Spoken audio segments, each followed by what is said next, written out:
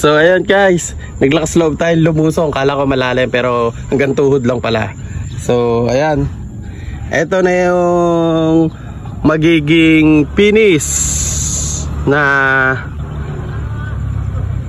recrap na boulder. Ayan sa Aplayang Kay Ganda. Ito na yung tapos na. Ayan, talagang sobrang tibay. Ayan, na puprotekta ayan sa atin, sa ating baywalk. Grabe oh.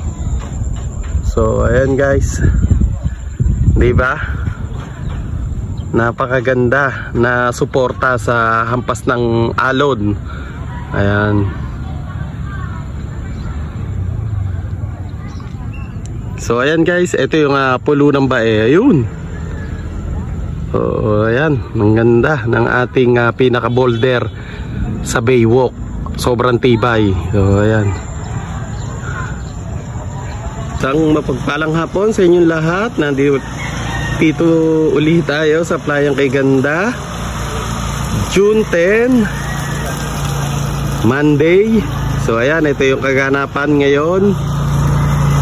Time check 4 PM.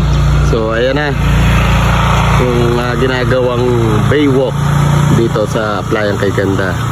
So ayan, nilalagyan na ng bakal, tapos yung bubuhusan ng semento. Yun, yung bakal na yun, meron ng pinakatawag doon na bakal na bukod sa pundasyon at saka yun pagbubuhusan na nakalinya na yung bakal na yun eh.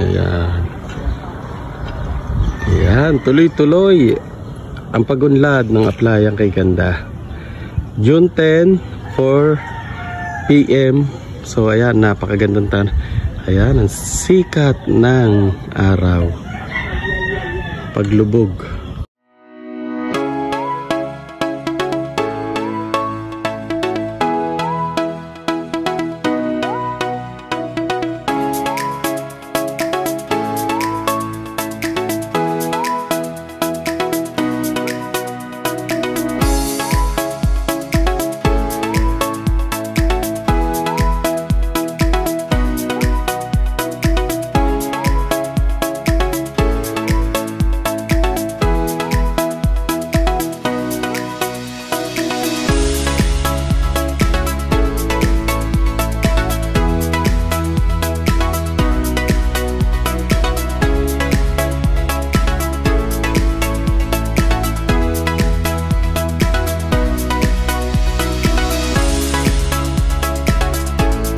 Guys, ito yung naging binibining bae noong 1960s.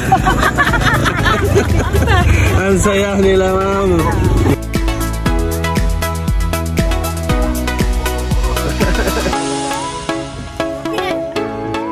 Idol. Ayun.